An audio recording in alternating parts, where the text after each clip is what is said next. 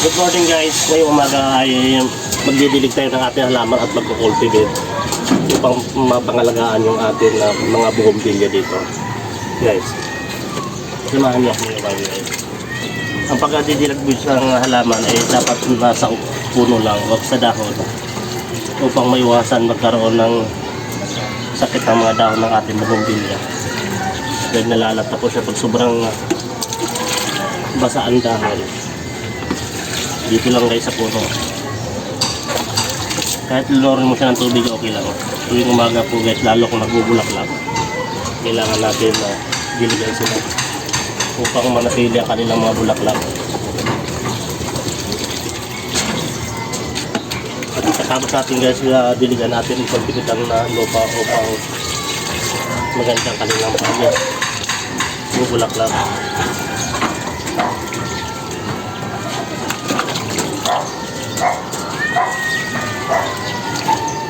Guys, kung mapapansin yung mga bulaklak na ating bulaklak, ang gaganda. Dahil tuwing umaga ating gagawin yan.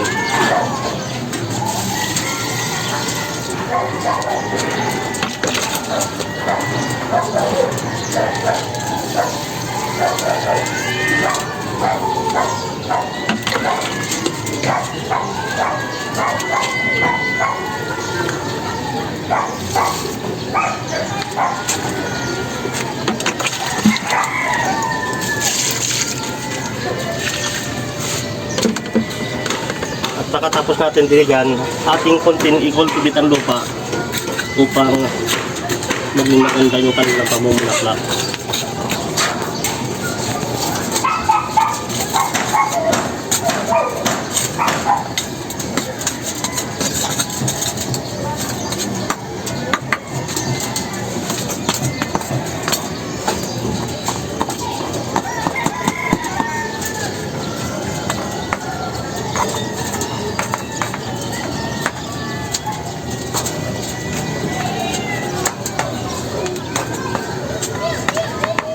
Guys, kung mapapansin nyo, ang gaganda ng mga bulaklak na ating bougainvillea.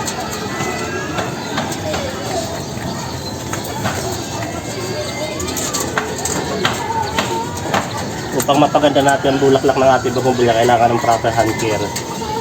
Kailangan ng cultivation. Tuwing umaga ating didiligan.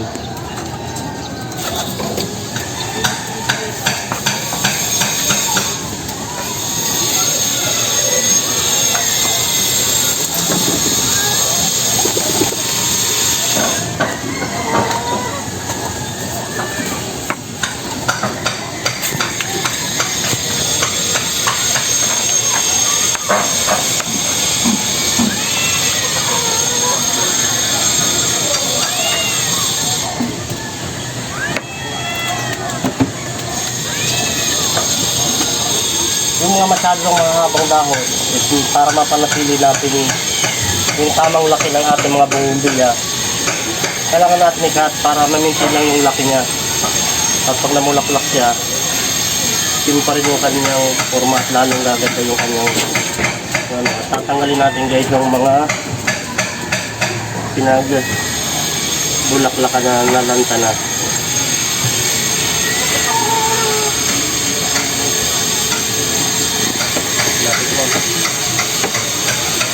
Guys, so mapapansin nyo sa mga pinagbulaklakan nila, tinatanggal na yan kasi para mas mabilis siya mamulaklak ulit.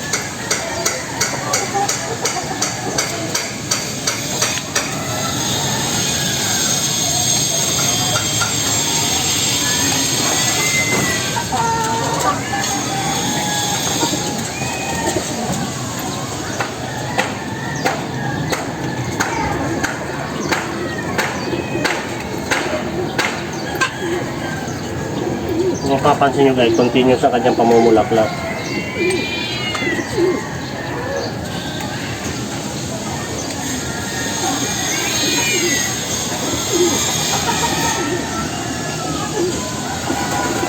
Guys, ang daming mga pinagbulaklakan. Kailangan natin tanggalin upang manatili ang kanyang namumulaklak.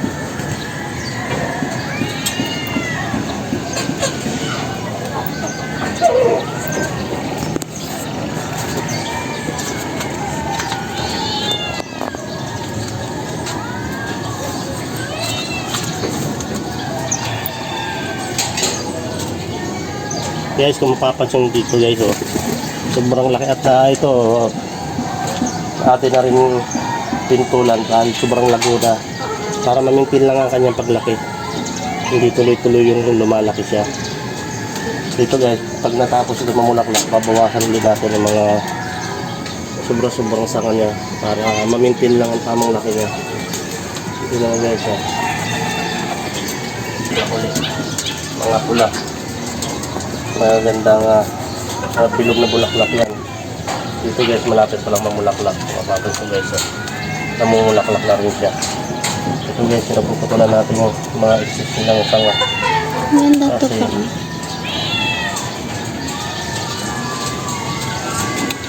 ang mangyayari dyan, pupokus lang sa pag-grow ng kanyang mga sanga. Hindi siya nakapokus sa pamumulaklak.